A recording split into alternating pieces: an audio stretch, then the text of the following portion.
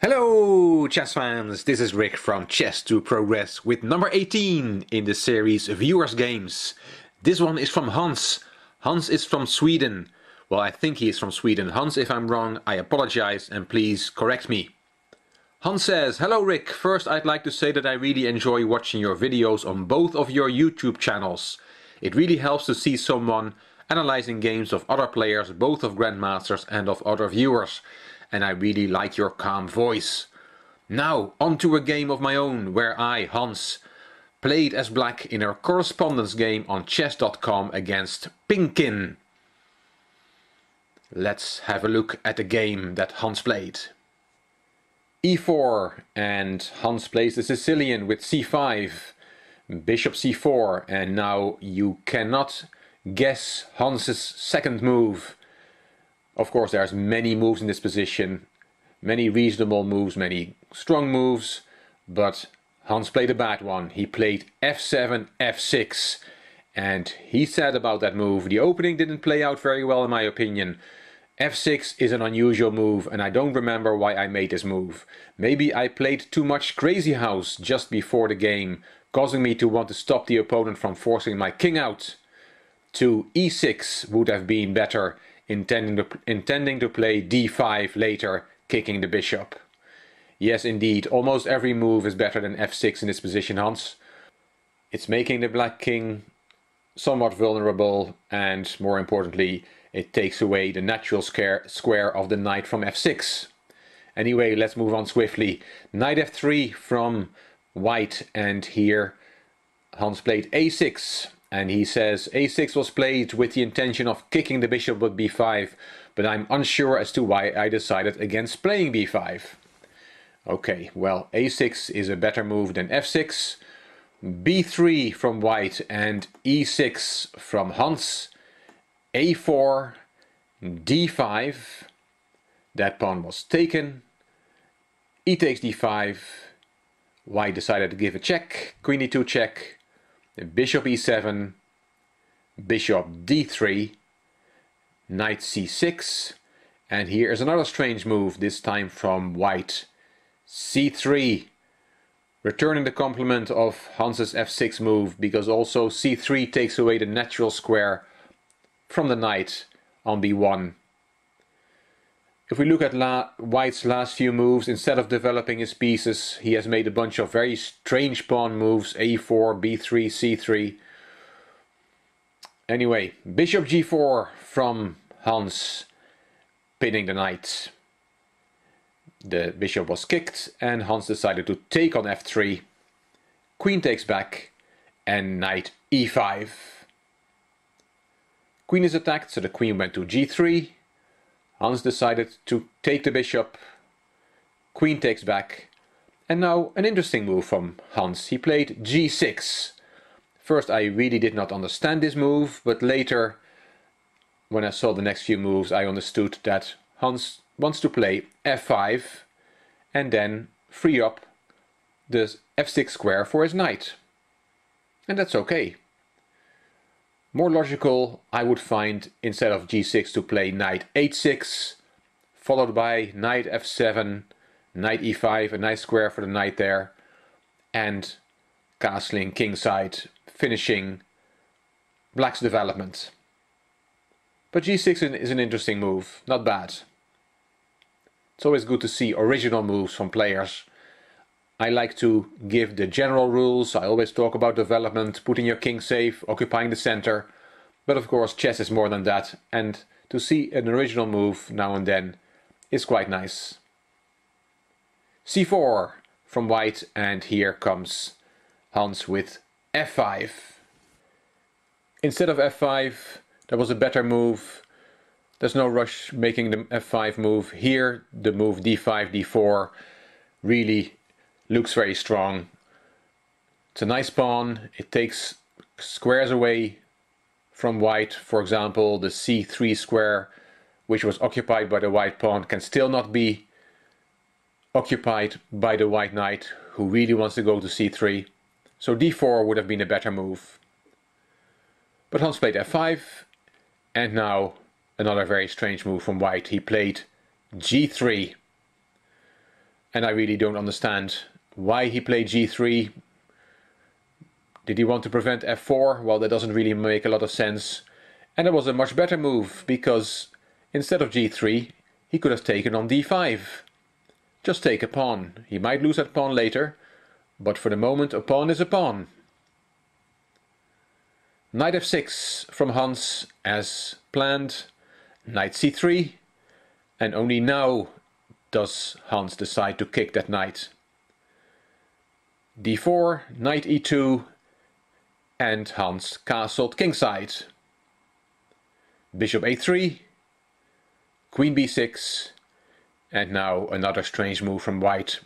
After playing the bishop to a3, it went back straight away to b2. Just losing time.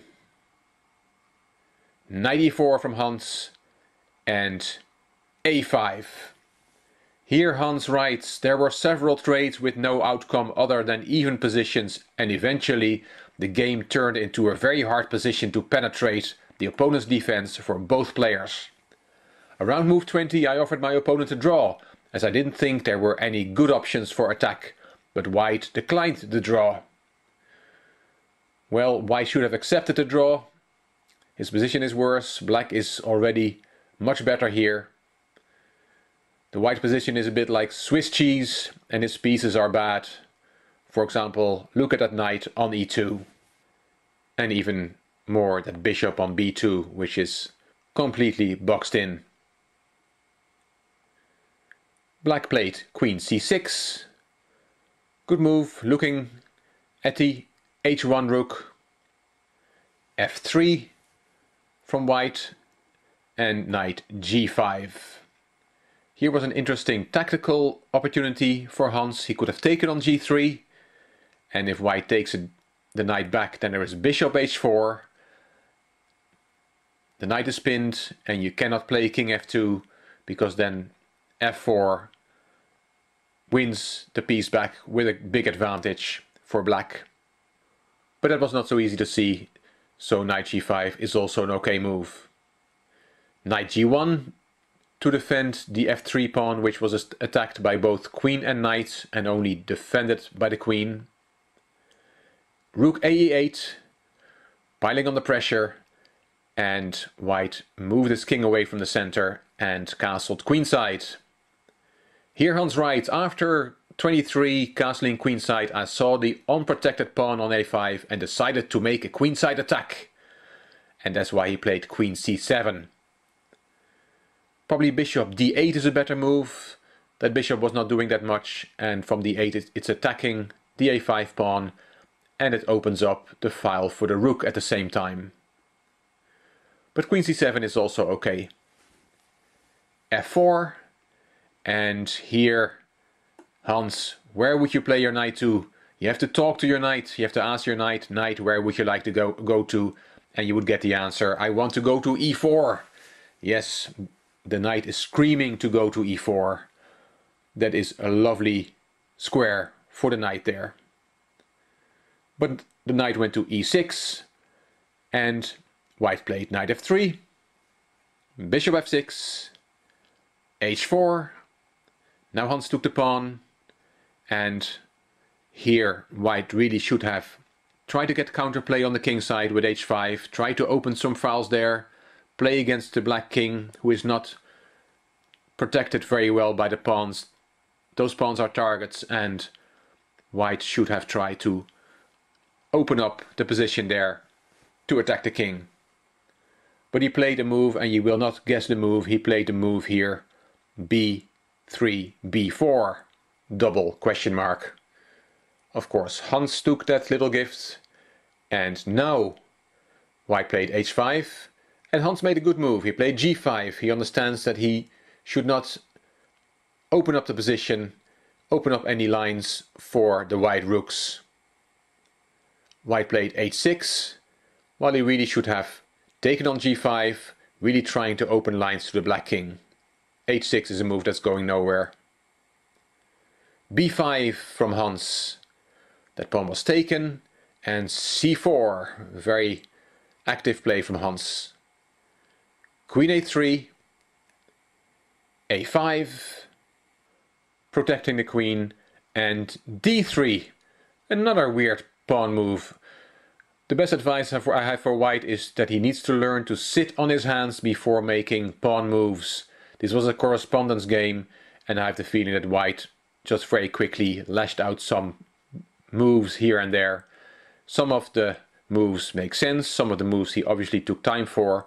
I have the feeling that on other moves he just made a move quickly without thinking too much, and d3 is really not a good move at all. What should you do with white? Well, you have to take on g5, and in this position that pawn cannot be recaptured, because then the pawn on d4 will be hanging. It's attacked by bishop and knight. It's protected by bishop and knight. So if you take on g5 with one of those pieces, then the pawn on d4 will be unprotected, will not be protected enough, and that's an important pawn in this position. Then white would get some counterplay. After d3, Hans played c3. The queens were swapped, queen takes b4, a takes b4, and now another very weird move, and I will not spend too much time on it. Here white played rook d2. Of course the position is completely lost for white. You cannot even play bishop a1 because then there is rook a8 and that bishop will get lost anyway. But rook d2 does not make any sense. Hans took on d2, king takes, knight c5, and here white played rook e1. When you're behind, when you're losing, you do not want to swap pieces. And here of course Hans took on e1, knight took back, g takes f4, g takes f4, and the game lasted another 18 moves, which I will not show you. Of course Hans is very easily winning here, and white played on almost till the end. When Hans promoted a pawn to a queen, he still played on, and a few moves before checkmate, white finally threw the towel. I don't have many good things to say about white's play, so let's talk about Hans. Hans, you played a good game, apart from that very strange second move, but you acknowledge yourself that that was a strange move. And the one moment I really want to pick out is after the 24th move, f4 from white. And I said you have to talk to your pieces. That is a bit of a strange comment, but that is what a lot of chess trainers say. Of course they don't mean it literally, but if you ask a knight in this position where it wants to go, then it will tell you it wants to go to e4. It attacks a g3 pawn. There's a nice juicy fork on f2. It has a beautiful outpost there. It might be kicked away from there in the future by the d pawn moving to d3, but for the moment the knight is very happy on e4. Apart from that, Hans, I think you played a very good game and you punished your opponent for all his strange moves. I'm sorry I didn't show the last 18 moves of the game. I don't think they were very instructive. You played really well and were already easily winning, and you finished the job very well. Thank you for sending me this game. Hope you enjoyed Hans' adventure in this game. If you did, please give it a thumbs up. Please subscribe to the Chess to Progress channel.